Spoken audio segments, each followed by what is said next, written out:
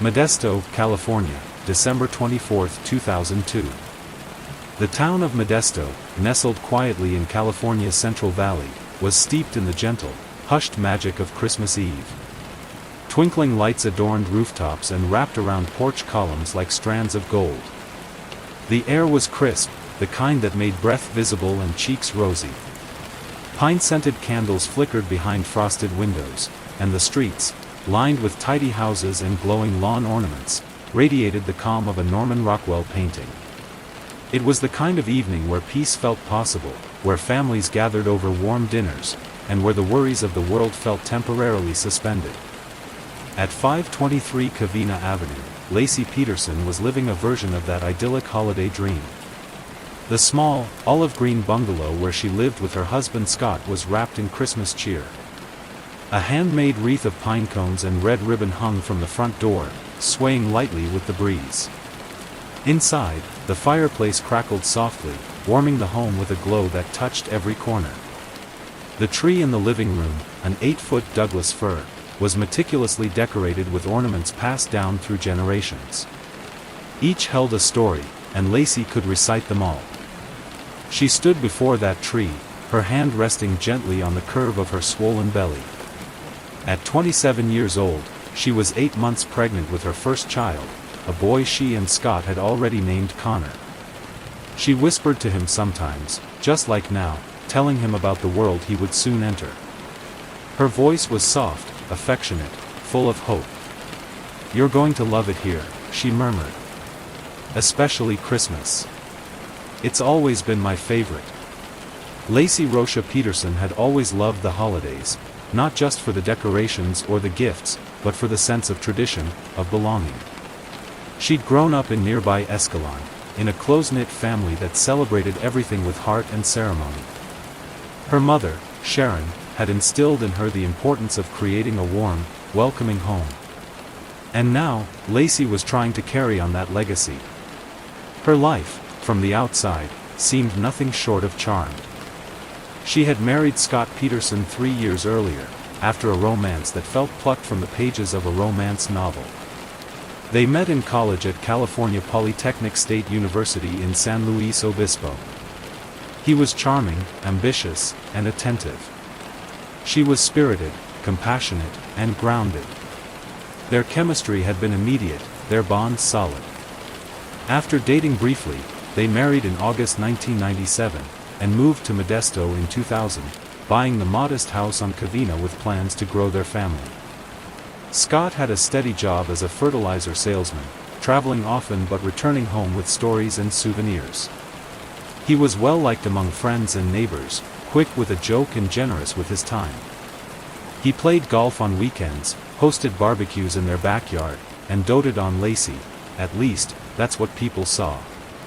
Together, they had a golden retriever named Mackenzie, who followed Laci like a shadow and treated her growing belly with the reverence of a loyal protector. Their life was painted with brushstrokes of domestic bliss. Sundays were for brunch and garden walks, weekdays full of routines and shared dinners. Scott helped assemble the baby's crib just the week before, and Laci had spent hours folding tiny onesies, her hands trembling with excitement. But beneath the cozy surface, small fissures were beginning to form. That Christmas Eve, Laci had planned a quiet day. She had visited the salon for a quick haircut and a festive manicure, bright red, with tiny snowflakes painted on each ring finger. She had a to-do list for Christmas Day: prepare French toast casserole for brunch, make sure the dining room table was set with her grandmother's china, wrap one last present for Scott, a new watch she hoped he'd love. She had also promised to take Mackenzie for a walk that morning, something she insisted on doing herself despite Scott's protests.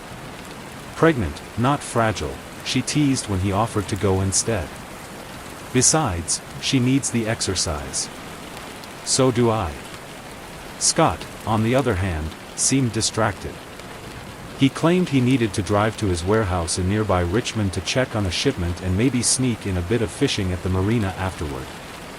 Laci had rolled her eyes in mock disapproval but smiled.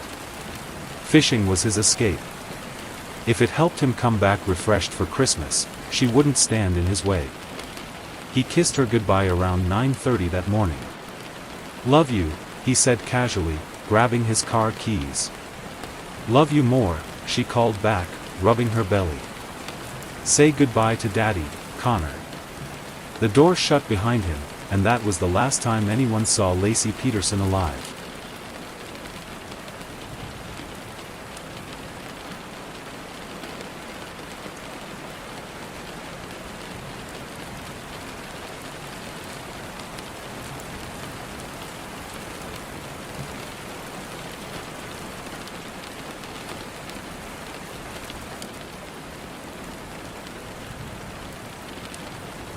The day passed in subtle, almost imperceptible shifts. Scott later claimed to have gone fishing at the Berkeley Marina, returning home early that evening to an empty house. Mackenzie was in the backyard, leash still on. Laci's car sat untouched in the driveway. Her purse, keys, and sunglasses were inside. But Laci was not. At first, Scott said he thought she might have gone to her mother's, or out for a walk and lost track of time. But something about the stillness of the house unsettled him. He left a voicemail for his mother-in-law. Sharon Rocha was immediately alarmed. Laci was never careless with time. And she would never leave Mackenzie outside on her own leash. By 5:47 p.m., Laci was officially reported missing. Within hours, the Peterson house became a flurry of flashing lights, whispered suspicions, and the thick fog of fear. Friends and family gathered, their faces pale with concern. Volunteers fanned out across the neighborhood, calling her name. Flyers were printed with her photo, her smile bright, her eyes full of life, and posted on every available surface. The Modesto police arrived quickly. Detectives began canvassing the area, asking neighbors if they had seen anything unusual that morning. Some recalled seeing Laci walking the dog. One mentioned hearing raised voices days earlier. Nothing conclusive. Nothing concrete. In the span of a single day, the warmth of that Christmas Eve evaporated into something cold and unfamiliar. Joy gave way to dread. The house on Covina Avenue, once a symbol of suburban perfection, now stood as a monument to unanswered questions. Who would harm a woman like Laci? 8 months pregnant, adored by all who knew her, what could possibly motivate such cruelty? There was no sign of forced entry. No evidence of struggle. Only absence. A pregnant woman, gone without a trace. As the hours turned to days, Modesto transformed into a town gripped by anxiety. Strangers joined search parties, bringing dogs, drones, and hope. The Petersons held press conferences. Scott appeared stoic, composed. Laci's family begged for her safe return. But even in those early days, whispers began. About Scott's demeanor. About inconsistencies in his story. About the timing. Police took notice. And so began one of the most haunting investigations in American criminal history, one that would uncover secrets, shatter illusions, and hold the attention of a nation for months to come. But on that Christmas Eve, before the media storms and courtroom drama, before the names became headlines and the story a tragedy, there was only a woman named Laci. A woman full of love and promise, standing in the glow of a Christmas tree, whispering dreams to the child she was about to meet. And then, silence. The news of Laci Peterson's disappearance hit Modesto like a cold front. It crept into every corner of the town, chilling the warmth of the holiday season and replacing it with unease and confusion. Word spread quickly, first through worried phone calls, then news bulletins, and finally by the flyers that began appearing on every telephone pole, storefront window, and community bulletin board within hours of her being reported missing. The flyer was unmistakable, a bright, smiling photo of Laci, her brown hair pulled back, eyes radiant and full of life. Above her image, bold letters pleaded, "Missing, Laci Peterson, 8 months pregnant." Below, a description, last seen wearing a white shirt and black pants. Walking her golden retriever. Please help. It was the kind of image that burned itself into memory, not just because of who she was, but because of what her absence symbolized. A young, expectant mother. Vanished. On Christmas Eve.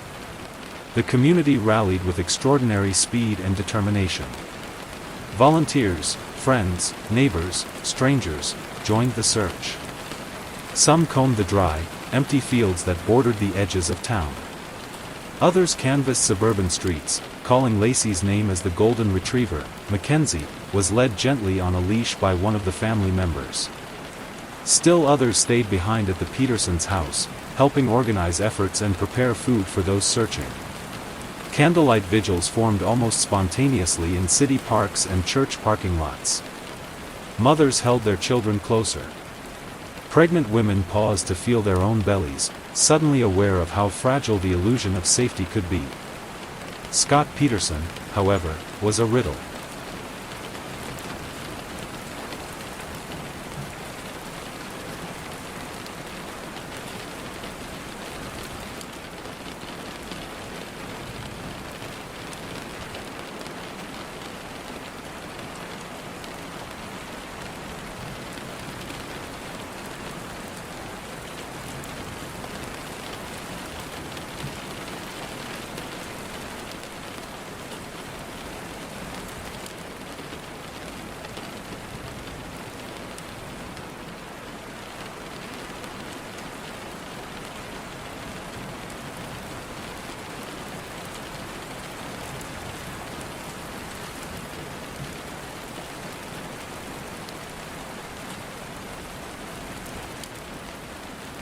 He told police that on the morning of December 24th, Laci had planned to walk Mackenzie through the neighborhood and then drive to a nearby grocery store to pick up ingredients for Christmas morning breakfast: eggs, cinnamon, sourdough bread. It was a simple plan, a mundane errand on a holiday morning. Scott said he had gone to the Berkeley Marina, about 90 miles west, for a solo fishing trip, a hobby he'd taken up recently. He left the house around 9:30 a.m., returned that evening, and found Laci gone. Her car still in the driveway. Her purse inside. The dog in the backyard. To police, something about that story didn't sit right. Who goes fishing alone on Christmas Eve, especially when their wife is nearly 9 months pregnant and preparing a family celebration? And why drive all the way to Berkeley, through the chaotic holiday traffic, to launch a small boat into the frigid, gray waters of the bay? Scott's answers were curiously flat. He repeated his account with a kind of mechanical precision that didn't quite match the emotional gravity of the situation. He didn't plead with reporters. He didn't break down during searches. He never choked up while looking at photos of his missing wife. His effect was wrong, too composed, too rehearsed. Behind the scenes, detectives began to take notes. Modesto Police Detective Al Brocchini was among the first to interview Scott that night. From the outset, something felt off. Scott offered a calm, almost emotionless retelling of his day. He even cracked a joke or two. He seemed more focused on logistics than the fact that his wife and unborn son were unaccounted for. The detective asked him, "What did Laci say when you left that morning?" Scott hesitated. "She said she was going to mop the floor, walk the dog, and go to the store." "What did she wear?" "I'm not sure," he said. "Black pants, maybe. A white shirt, I think." Those details mattered. But more concerning was what happened next. Within 24 hours of the investigation, police learned Scott had refused a polygraph test. He'd also asked a friend if police could track satellite positioning in his boat. To the untrained ear, that might sound innocent. To investigators, it was a red flag. Even more troubling, Scott's behavior in public did not match what the world expected of a grieving husband. While Laci's family poured their energy into search efforts, organizing volunteer shifts, fielding media calls, creating websites and tip lines, Scott remained strangely detached. He often stayed out of the limelight, letting others speak on behalf of the family. When he did appear, his statements were brief and emotionless. No tears. No visible anguish. Just hollow-eyed interviews and stiff embraces. The public took notice. So did the media. By December 26, the Petersons' quiet neighborhood had transformed into a buzzing circus of television trucks, satellite dishes, and reporters jockeying for sound bites. National outlets picked up the story. CNN ran continuous updates. Nancy Grace, then just beginning to rise in prominence, became a vocal advocate for Laci's case. And within days, the name, Scott Peterson, was known in households across America, not as a husband in mourning, but as a potential suspect. Still, Laci's family defended him, at first. Sharon Rocha, Laci's mother, stood in front of microphones and begged for help, for sightings, for leads. She expressed support for Scott, calling him distraught and committed. She couldn't imagine he'd be capable of anything sinister. Her daughter loved him. They were planning a future. A nursery. A family. But even Sharon began to sense something wasn't right. As days passed, detectives peeled back the layers of Scott's life, and found fractures hidden beneath the surface. He was having an affair. Her name was Amber Fry, a 27-year-old massage therapist and single mother living in Fresno. The two had met a month earlier, in November, through a mutual acquaintance. Scott told her he was single, widowed, in fact. He said he had lost his wife, and this would be his first holiday without her. Amber had no idea she was dating a man whose pregnant wife was still very much alive. At least, not until December 30th. That day, after seeing a televised press conference with Scott's photo and the word, "husband of missing woman," in the Chiron, Amber contacted police. What she told them shifted the entire direction of the case. Amber agreed to cooperate.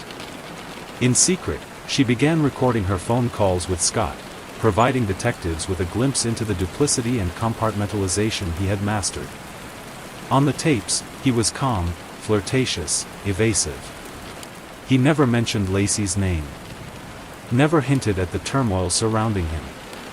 As if she didn't exist.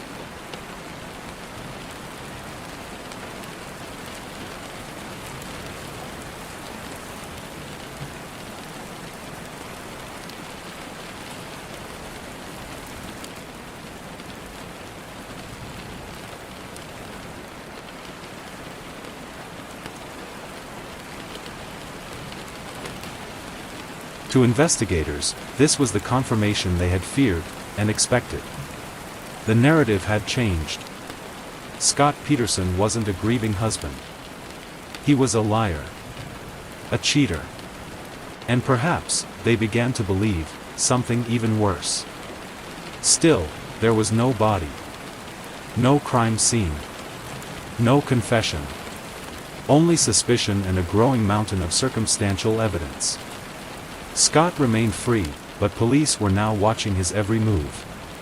Laci's family, devastated by the revelation of the affair, issued a public statement on December 31st. "We are shocked and saddened by what we've learned, but we will continue to focus on finding Laci and bringing her home. Nothing matters more right now." The media, meanwhile, turned their attention toward Scott with a renewed intensity. Photos of Amber Fry splashed across tabloid covers. Satellite images of the Berkeley Marina were dissected on cable news. Former detectives and criminal profilers were brought in as pundits, analyzing Scott's facial expressions and posture, his choice of words, his apparent lack of grief. The story had all the hallmarks of a modern tragedy: love, betrayal, mystery, and a beautiful woman gone without explanation. And at the center of it stood Scott Peterson. Hands in his pockets. Voice calm. Eyes unreadable. By New Year's Eve, the hopeful search that had once ignited the town began to dim beneath the weight of reality. Hundreds of tips had been followed. Rivers dragged. Helicopters deployed. But there was still no sign of Laci. The house on Covina Avenue now bore the signs of mourning. Wilted flowers sat beneath the mailbox. Teddy bears leaned against the steps. Messages scrawled in marker across poster boards pleaded, "Come home, Laci." And inside that house, behind closed doors, a man prepared for what came next. What he didn't know, what no one knew, was that the case was no longer about just a disappearance. It was evolving into something darker. Investigators weren't just searching for a missing woman. They were building a case against her husband. One careful piece at a time. The facade was beginning to crumble. And the truth was preparing to emerge. The year had changed, but the grief remained frozen in time.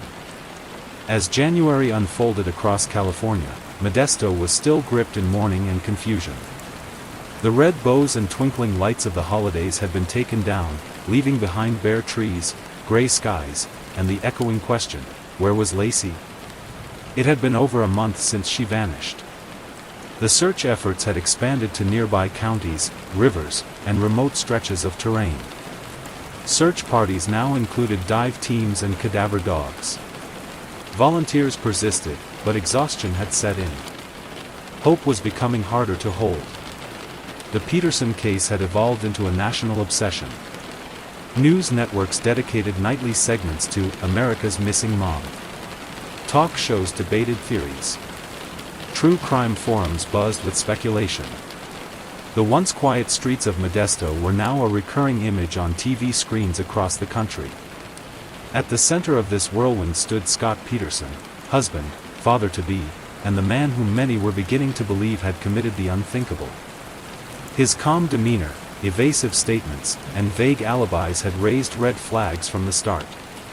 But it wasn't until early January that public suspicion turned into collective outrage. Her name was Amber Frey. She lived 160 miles south of Modesto, in Fresno, a city of orchards and wide-open skies, where the Petersons were virtually unknown. A single mother in her late 20s, Amber was a massage therapist trying to build a quiet life for herself and her young daughter. She had no connection to Laci. She had never heard of Modesto. But on November 20, 2002, she met a man named Scott Peterson. They were introduced by a mutual friend. He was charming, well-dressed, attentive. He told her he was new to the dating scene and looking for something serious. He worked in agricultural sales, traveled often, and lived near the coast. More importantly, he said, he was single. Widowed, in fact. His wife had died earlier that year. The holidays, he said with heavy eyes, were going to be difficult. Amber, who had been cautious in love, found herself pulled in. Scott said all the right things. He sent her thoughtful text messages. Brought wine to their dates. Talked about the future. He wasn't just courting her, he was performing a role. And Amber, unaware of the deception, believed him. That belief shattered on December 30, 2002. She was at home when the television news anchor's voice caught her attention. New details tonight in the case of Laci Peterson, the pregnant Modesto woman who vanished on Christmas Eve. Authorities continue to question her husband, Scott Peterson. Amber's stomach turned. Her ears rang. She rushed to the screen. And there he was. Scott. Not widowed. Not grieving. Not single. But married. And married to the very woman whose face had been plastered on newsstands for weeks. Her hands shaking, Amber called the Modesto Police Department. She told them who she was, how long she had been seeing Scott, and what he had told her. Detectives, stunned by the call, immediately arranged a meeting. What followed would alter the course of the investigation, and the story itself, forever. Amber sat across from detectives in a nondescript conference room in Fresno, her voice low and trembling. She was calm, but the betrayal was fresh, raw. She explained how they'd met, how the relationship developed, and the timeline, details that matched Scott's movements during the weeks Laci was missing. The most damning part? He had continued to lie to her after Laci vanished. On December 9th, just weeks before the disappearance, he had told Amber again that he was preparing to face the holidays alone. And on December 31st, just one day after police learned of his affair, he called her from a candlelight vigil for Laci, claiming he was in Paris for the holidays, away on a European business trip. He spoke softly on the line, describing the Eiffel Tower in the background. Amber, playing along, listened. What Scott didn't know was that from that moment on, Amber Fry was cooperating with law enforcement. She agreed to wear a wire. Every call, every message, recorded. With each conversation, detectives gained a clearer picture of Scott's deceit, his calculating charm, and his willingness to build an alternate reality while the world searched for his wife. The recordings were haunting. Scott's voice was calm, seductive, and filled with false promises. He dodged Amber's questions about Laci. He never offered details about the investigation. Instead, he steered their conversations back to her, asking about her daughter, about when they could see each other again. In one call, made from Laci's vigil, the sound of prayers and hushed voices could be heard in the background. Scott whispered that he missed Amber. That he wished he could be with her. That he hated being so far away. Amber barely responded. But the wire picked up everything. Detectives didn't need a smoking gun. They had something arguably more powerful, the demonstration of a man's character during the darkest hour of his life. While his wife was missing, while she was likely dead, he was lying to another woman, pretending to be widowed, fabricating business trips, and protecting the illusion of a relationship. The recordings were leaked to the media within weeks. The backlash was immediate and fierce. Public sentiment, which had wavered cautiously between hope and suspicion, turned hard. The image of Scott Peterson standing solemnly behind Laci's mother now clashed violently with the voice of a man seducing a girlfriend over the phone, just days after his wife disappeared. News anchors didn't mince words. Legal analysts predicted an arrest. Talk shows questioned his morality, his sociopathy, his narcissism. Laci, once missing, was now presumed dead in the court of public opinion. Scott, once the quiet husband, was now being called a murderer. Amber Fry, initially overwhelmed by the media glare, held a press conference on January 24, 2003. Flanked by her attorney, Gloria Allred, Amber stepped up to the podium. "I am not here to defend Scott Peterson," she said, her voice firm but composed. "I am here because I was misled.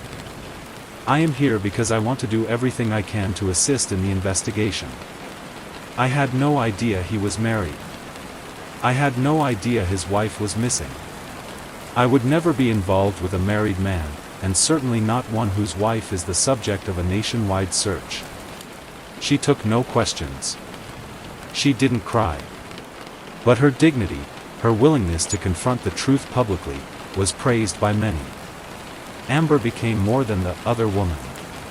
She became a key witness. And a symbol. To some, she represented the betrayal at the heart of the case. To others, she embodied the courage to come forward and face scrutiny, even when she could have quietly disappeared. As the investigation deepened, detectives began building a case with renewed urgency. The timeline now had an additional layer. Scott hadn't just been lying to the public, he had been maintaining a secret life. One in which his pregnant wife didn't exist. In the weeks that followed Amber's disclosure, authorities retraced Scott's steps with meticulous detail. Cell phone records, GPS pings, credit card statements. They examined his behavior in the weeks before Laci's disappearance and noticed something chilling. Scott had taken out a large life insurance policy on Laci months earlier. He had recently researched water currents in the San Francisco Bay. He had even purchased concrete anchors, allegedly to hold down his boat. But no body had been found. No blood. No direct evidence of a crime. And so, Scott remained free.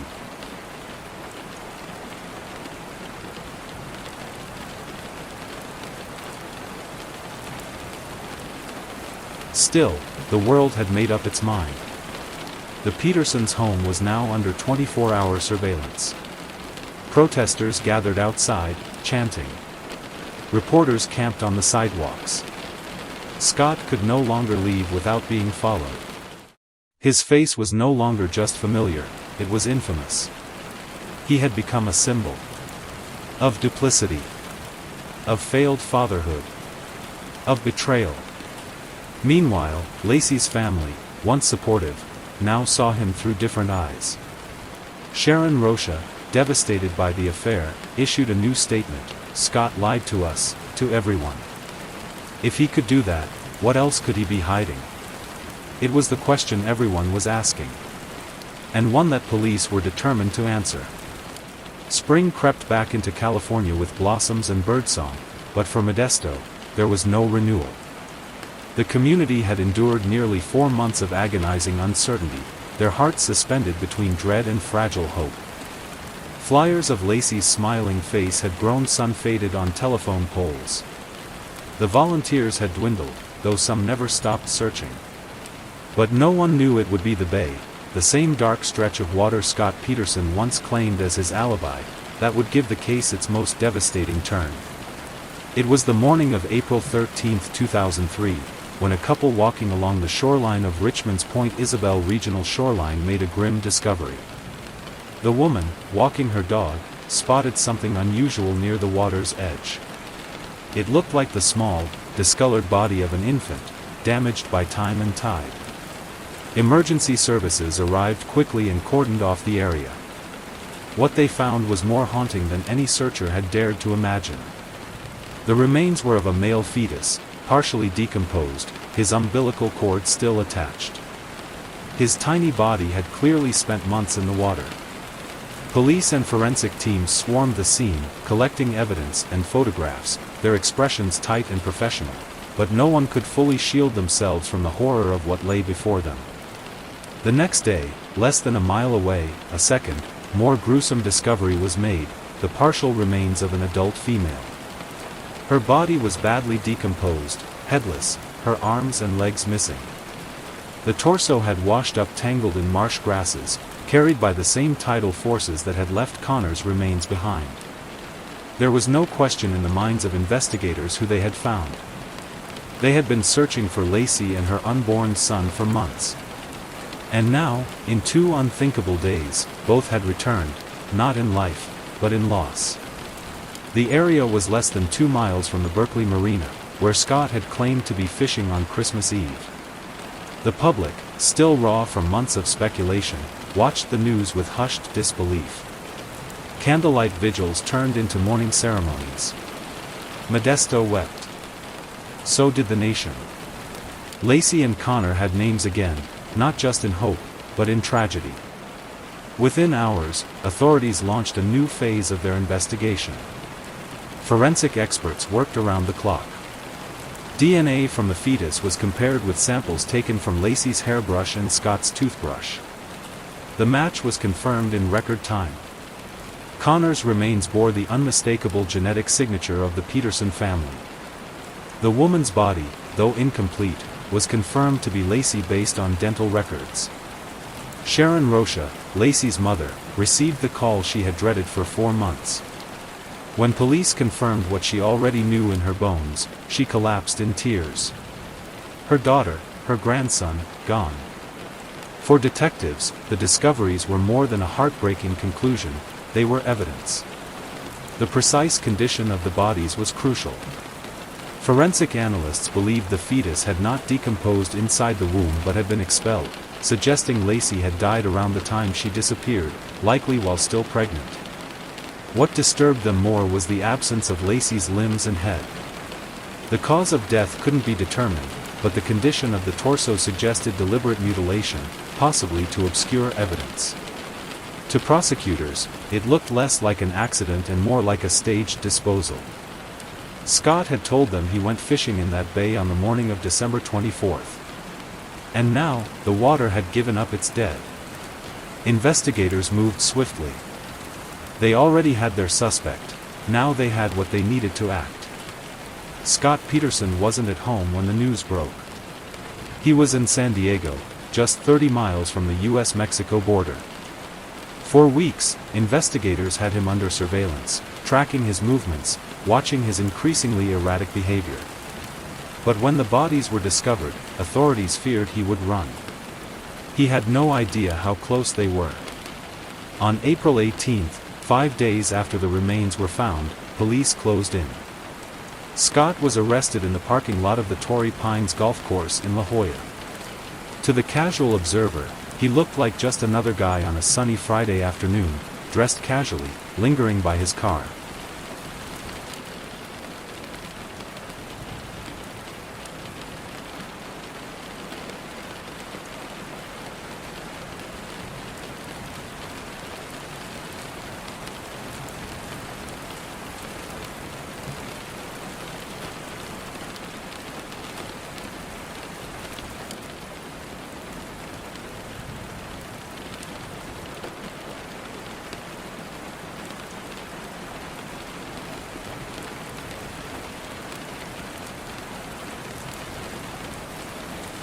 But his car, the now infamous silver Mercedes-Benz, was anything but ordinary. Inside, police found $15,000 in cash, multiple cell phones, a collection of camping gear, a taser, pills, a dozen pairs of shoes, clothes, a large stash of snacks, maps of California and Mexico, a fake beard. And most notably, Scott had dyed his naturally dark hair a strange shade of blonde and was carrying identification that belonged to his brother. He told officers he was meeting his father and brother for a round of golf. It was a warm April afternoon, and the breeze off the Pacific smelled of salt and eucalyptus. But detectives weren't buying it. To them, this wasn't a golf trip. It was a getaway. The arrest sent shockwaves across the country. The photo of Scott, sullen, disheveled, blonde, was plastered across every major news outlet within hours. For many, it was confirmation of what they had long suspected: Scott Peterson wasn't just guilty of infidelity or emotional detachment. He was guilty of murder. Modesto reacted with grim vindication. Locals who had once stood behind Scott now turned their backs.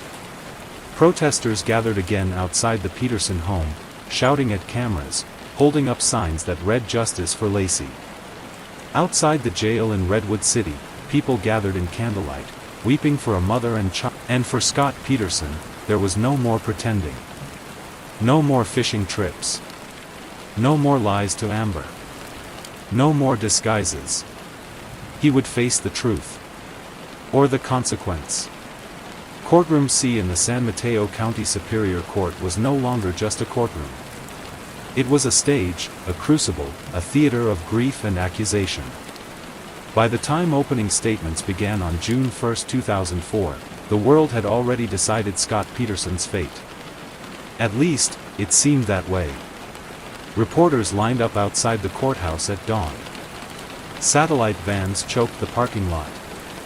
Courtroom sketches and camera crews fed a ravenous public eager for drama, for justice, for answers. The Laci Peterson case had long since transcended local tragedy. It was now a national obsession. It had all the ingredients of a true crime blockbuster: a beautiful missing woman, a picturesque suburban life shattered, a secret lover, a charming but emotionless husband, and a murder mystery with no clear cause of death. Now, the legal system had to do what the court of public opinion had already done: decide if Scott Peterson was guilty of murdering his wife and unborn son, or if he was a victim of circumstantial suspicion.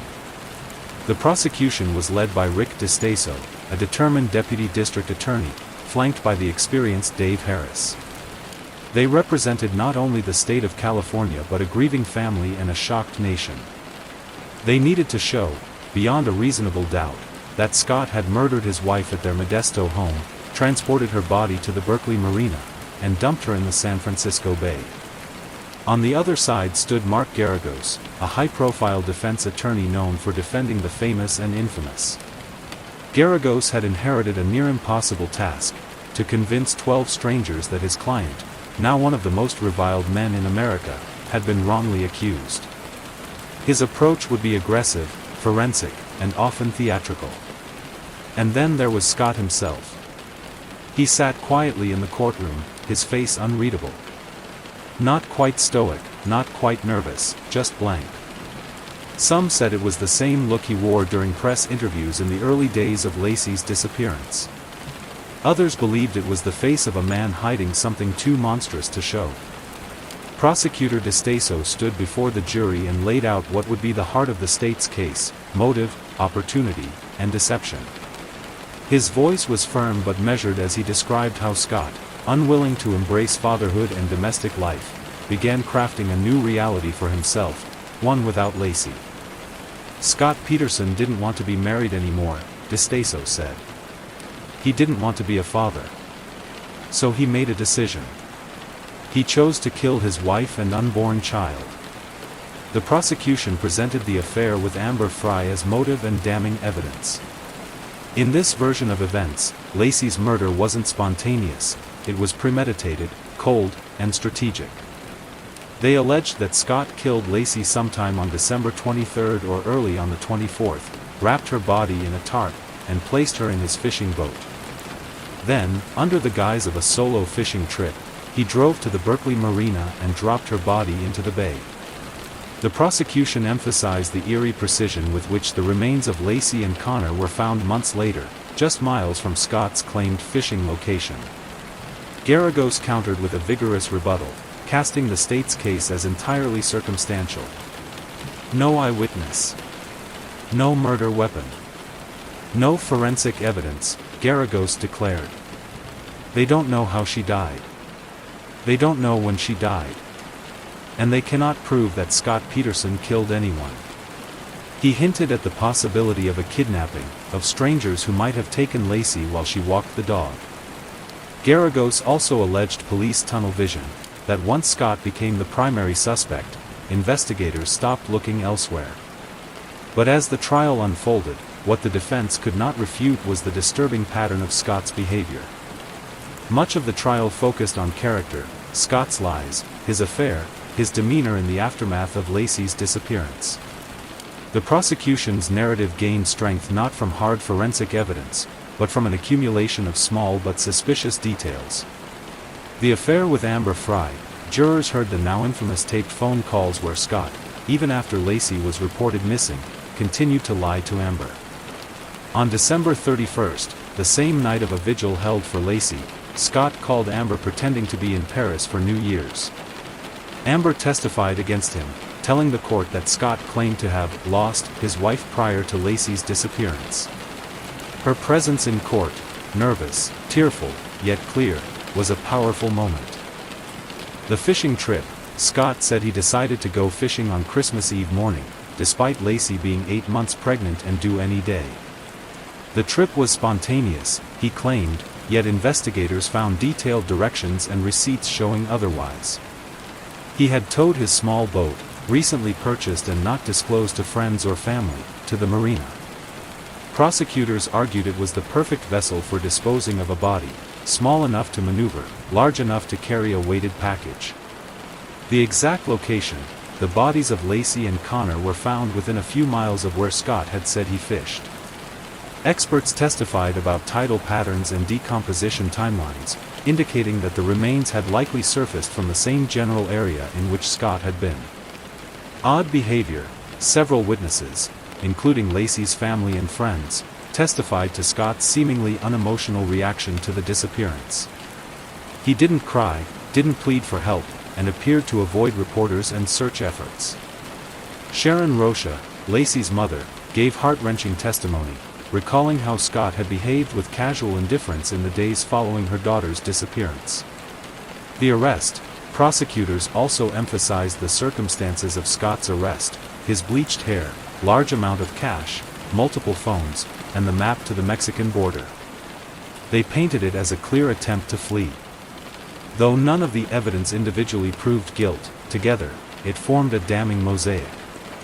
Mark Garagos focused on raising reasonable doubt. He challenged forensic assumptions about when and how Laci died. He suggested that someone else could have killed her and dumped the body in the bay, attempting to frame Scott or simply by coincidence. Garagos brought in oceanographic experts to challenge the prosecution's tidal calculations. He questioned the contamination of physical evidence and law enforcement's focus on Scott to the exclusion of other leads. But his case lacked an alternative theory that could withstand scrutiny. There was no compelling suspect. No evidence of a break-in. No credible reports of threats. Laci simply vanished, and the jury was being asked to believe she vanished due to random foul play that perfectly aligned with her husband's suspicious actions. Garagos also attempted to humanize Scott, portraying him as a man overwhelmed by media attention, not as a cold-blooded killer. But Scott never took the stand. He never testified in his own defense. The silence, while legally strategic, echoed loudly in the courtroom. After over 5 months of testimony and nearly 170 witnesses, closing arguments wrapped in early November. The case was handed to the jury, and the nation held its breath. Deliberations were tense. The jurors, 6 men and 6 women, asked to review testimony, photographs, and timelines. One juror was dismissed for conducting outside research. Another, known as Juror Number 7, was replaced shortly before the verdict. There was concern the disruptions might lead to a mistrial. But on November 12, 2004, the jury returned with a decision. Scott Peterson was found guilty of first-degree murder in the death of Laci Peterson. He was also found guilty of second-degree murder in the death of his unborn son, Connor. When the verdict was read, Sharon Rocha cried. Jurors looked exhausted, shaken. Outside the courthouse, hundreds of people erupted, some in cheers, others in tears. Scott showed no emotion. 1 month later, on December 13, 2004, the same jury sentenced him to death. The courtroom was silent as the sentence was read. A man who once smiled for cameras and promised to bring his wife home was now condemned to spend the rest of his life behind bars, waiting to die by lethal injection. Laci and Connor's deaths changed more than one family. They changed how Americans saw crime, trust, and relationships. The case became a touchstone for discussions around sociopathy, domestic violence, and the fallibility of appearances. In interviews, Sharon Rocha expressed a sorrow that could never be fully healed. Justice was done, she said after the sentencing. But there is no victory here. I lost my daughter. I lost my grandson. Nothing can bring them back. Scott Peterson was sent to San Quentin State Prison, where he would live on death row for years. He filed multiple appeals, and the legal wrangling continued.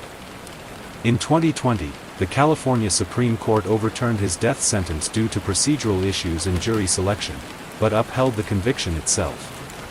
The case continues to attract attention from documentarians, legal scholars, and the public. But for the jury in that Redwood City courtroom in 2004, the evidence was clear. He lied. He cheated. He planned. He killed. And then he tried to disappear. Long after the courtroom doors closed and the cameras dimmed, the Scott Peterson case remained ablaze in the American consciousness.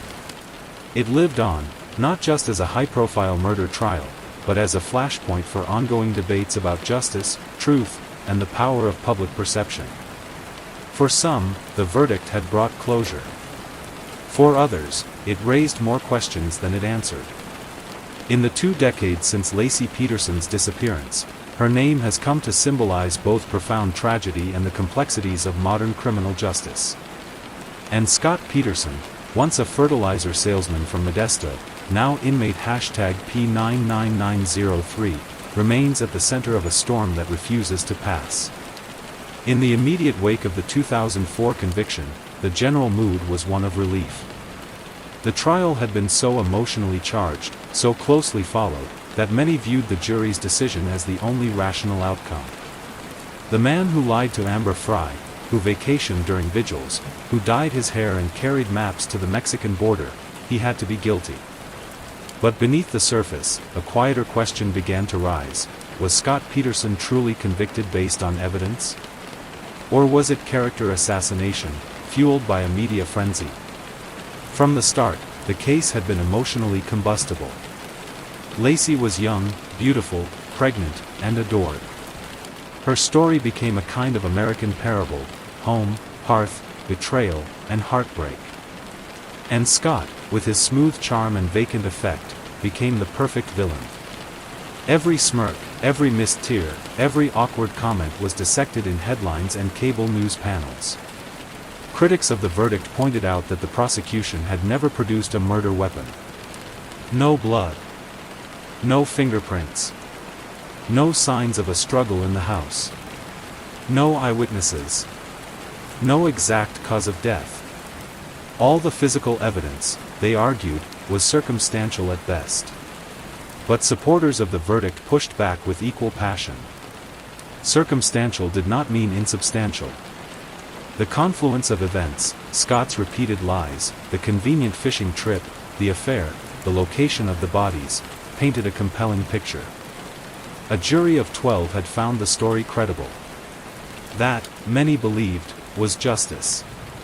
As time passed, the Peterson case entered a new phase. The courtroom saga had ended, but the legal maneuvering had only begun. In California, all death penalty cases are automatically appealed. Peterson's legal team wasted no time filing. Over the years, they would argue a series of claims: ineffective counsel, biased media coverage, prosecutorial misconduct, and above all, a flawed jury selection process. In particular, Peterson's lawyers focused on juror number 7, Richelle Nice, a woman who failed to disclose that she had once obtained a restraining order against her boyfriend's ex-girlfriend due to fears for her unborn child. Peterson's defense argued that Nice had lied on her jury questionnaire and had been biased from the start. If true, it was a serious breach of juror impartiality. These appeals, though slow-moving, began to bear fruit. On August 24, 2020, nearly 16 years after the conviction, the California Supreme Court issued a stunning decision. It overturned Scott Peterson's death sentence. The ruling didn't question his guilt, but it did take issue with how jurors had been selected. During voir dire, the trial judge had dismissed prospective jurors who expressed blanket opposition to the death penalty. This, the court ruled, violated Peterson's constitutional rights by excluding people who could have served impartially.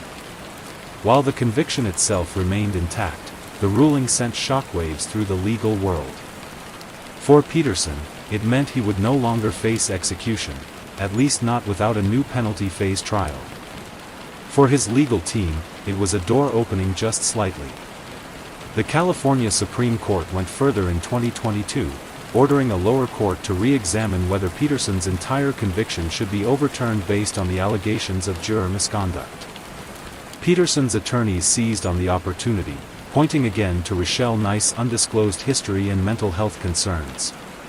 In one instance, she had allegedly referred to herself in letters as one of the 12 killers, suggesting remorse or confusion about her role in the trial. The hearings, held in San Mateo County Superior Court, reopened old wounds. Members of the Rocha family sat through yet another parade of lawyers, timelines, and courtroom tension. Sharon Rocha, Laci's mother, made her stance clear: "We have had to live in this hell for almost 2 decades. And every time something is reopened, it reopens our grief." As of mid-2025, no final decision has been made on the request to overturn the conviction. Peterson remains incarcerated at Mule Creek State Prison, serving life without parole. If the legal case slowed down, the cultural case did not. In fact, it accelerated. Over the years, the Scott Peterson case became a staple of true crime media. Every few years, a new documentary, podcast, or book reignites the debate. The Murder of Laci Peterson, A&E, 2017, presented new interviews and focused heavily on Peterson's defense, raising doubts about the verdict. The case against Scott Peterson, HBO, 2020, reignited public discussion with a critical lens on the prosecution's timeline and a re-examination of alternative suspects. Podcast series such as Court Junkie, Crime Junkie, and Red Collar have dissected the case in multi-part episodes. Even Dateline NBC and 2020 have returned to the story repeatedly, interviewing key figures and revisiting key evidence. Social media added another layer. On Reddit, Facebook, and YouTube, amateur sleuths and conspiracy theorists debate everything from title charts to surveillance footage. Some argue that Scott couldn't have carried Laci's body alone. Others believe he was framed.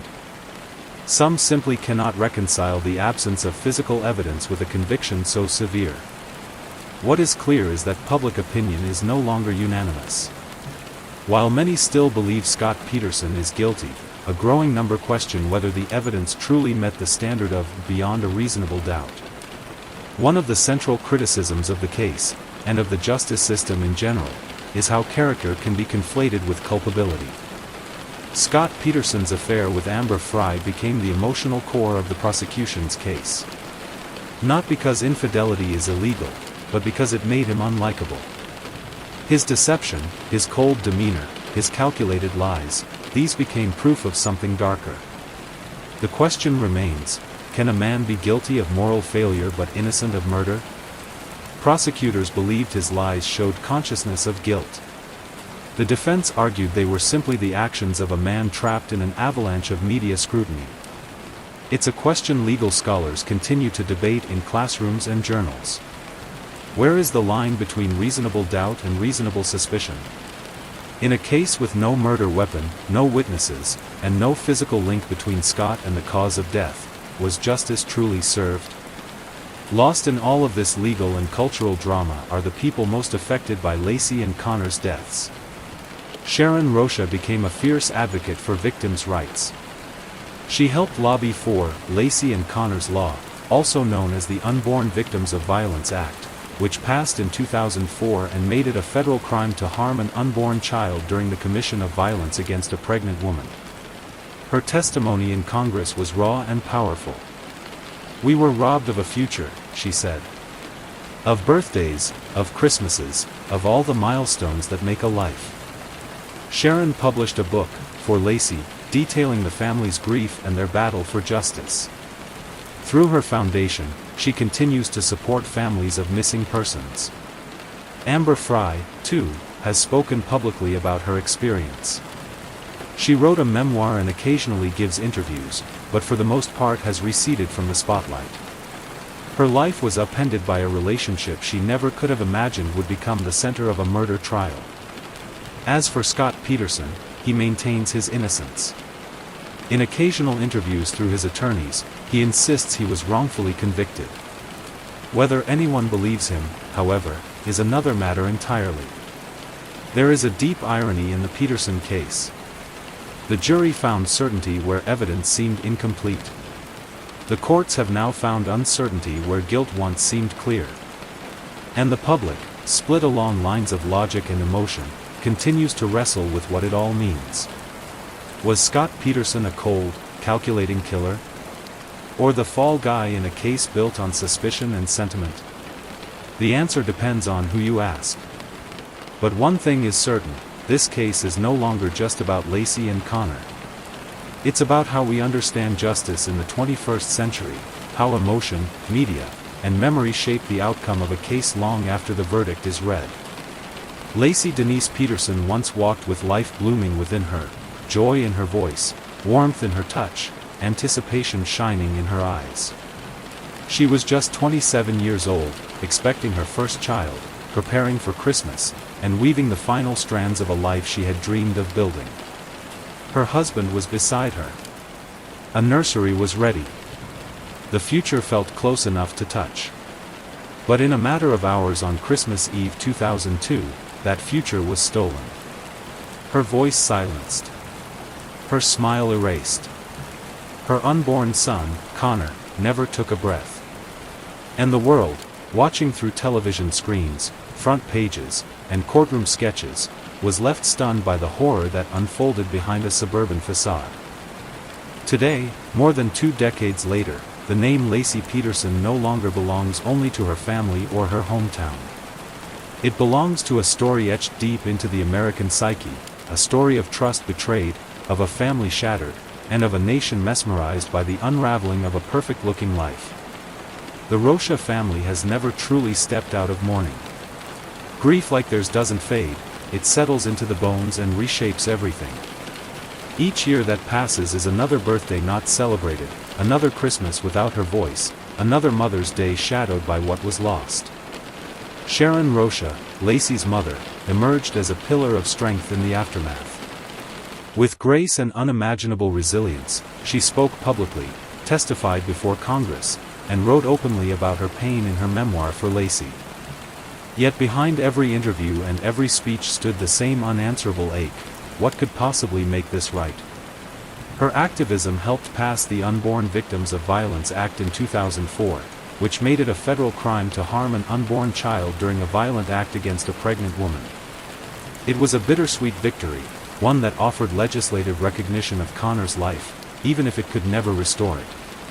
Laci's father, stepfather, and extended family live with the unrelenting silence left behind. Her friends, now in their 40s, watch their own children grow and imagine who Connor might have become. For those who knew her, the pain is not simply about what happened, but about the everyday, quiet absence of her presence. Scott Peterson, once the young husband smiling in holiday photos beside his glowing wife, now sits behind prison walls, no longer on death row, but serving life without parole. He is a man confined not only by concrete but by the unshakable image of guilt etched into public memory. Yet the legal battle has not ended. In 2020, the California Supreme Court overturned his death sentence, citing errors in jury selection. In 2022, the court ordered further review into whether juror misconduct compromised the integrity of his conviction. To some, this is a necessary re-examination of due process. To others, it feels like a cruel reopening of wounds, a betrayal of justice long settled. Scott has maintained his innocence from the beginning. He has never admitted to harming Laci or Connor. His defenders point to the lack of physical evidence, the possibility of tunnel vision by investigators, and the pressure cooker environment created by relentless media attention. They argue that he was convicted not by facts, but by feelings, by the chilling juxtaposition of his betrayal with the gravity of Laci's death. But even those who question the verdict must wrestle with the man himself, the lies, the mistress, the odd effect, the bleach blonde hair and flight plans. If he is not guilty, then he is at the very least a man whose behavior helped damn him. The truth may never be known in full. The fog of speculation still hangs low over the San Francisco Bay, over the house in Modesto, over the cell in Mule Creek State Prison. The Peterson case did more than grip the public, it altered the relationship between media, justice, and grief. Television networks turned the case into serialized drama. Pundits debated guilt and motive in real time. Cameras captured every glance, every tearless press conference, every minute of the trial. Viewers formed opinions not just based on evidence, but on how Scott looked, how he sounded, how he behaved when no one thought he was watching. The phrase, "trial by media," became more than just a cliché, it was a reality.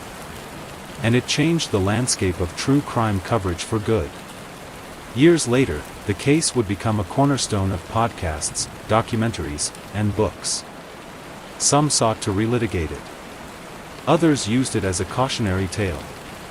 The story of Laci and Scott became a mirror reflecting our cultural obsession with appearances, our hunger for villains, our need for resolution. But with that fascination came a price. In the whirlwind of commentary and content, the real human tragedy sometimes faded. The intimacy of loss was swallowed by spectacle. Laci Peterson became a symbol of motherhood, of trust, of vulnerability. Her story was universal in the way all tragedies are, the promise of life interrupted by sudden, senseless death. She is remembered in pictures, in the now faded, missing posters that once blanketed Modesto, in candlelight vigils that stretched from California to the East Coast. She is remembered in the nervous glances between spouses who wonder what secrets lie unspoken. In the cautious questions we now ask when love seems too perfect. And Connor, never given a chance to speak, to walk, to dream, became a symbol in his own way. A reminder of how violence steals not just lives, but legacies. For all the scrutiny, for all the hours of testimony and pages of transcripts, one question still lingers in the minds of many: why? Why would a man with so much, a wife, a child on the way, a home, a family, risk it all? If he was guilty, why choose this path? If he was innocent, why lie? Why cheat? Why act as though everything were normal? The prosecution pointed to motive, a man suffocating under the weight of responsibility, seduced by the idea of freedom. The defense painted a different picture, a man flawed, but not a killer. The truth may be some amalgamation of both. Or it may be known only to one man, who has never confessed. The story of Laci and Scott Peterson has no real conclusion. It remains in limbo, between justice and uncertainty, between guilt and doubt, between memory and myth. There is no twist ending, no moment of finality. Laci remains gone. Connor never drew breath.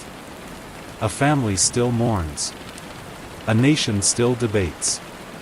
And a man, now graying behind bars, waits for a legal system to decide, once more, his fate. But even if the courts were to reverse the conviction, even if a retrial were ordered or an appeal succeeded, the damage has been done. Too many years, too many tears, too many lives forever altered. If this story has power, it lies not in its horror, but in its reminder, that behind every headline is a heartbeat. That real lives are not footnotes to courtroom drama. That tragedy does not belong to public consumption alone. Laci Peterson was more than a victim. She was a daughter, a sister, a friend. She had a laugh that filled rooms, a garden she loved, a child she wanted more than anything. And she deserved a life far longer than the one she was given. Connor, the baby who never had a first word, a first step, a first birthday, lives on only in what might have been. Their legacy is not just in law books or documentaries, but in the quiet, enduring ache they left behind. The Peterson case will continue to be studied, debated, re-examined. New generations will find it through podcasts and docuseries. Legal scholars will use it to probe the limits of circumstantial evidence. Activists will invoke it in defense of victims' rights. Cynics will call it a trial built on image. And believers in justice will call it a victory for truth. But at the center of it all is a woman who should have been allowed to become a mother. A baby who should have seen the world. A family who should never have known such loss. In the end, this isn't just a crime story. It's a human story, of love, betrayal, heartbreak, and the irreversible weight of absence. And it is, in every sense, a tragedy.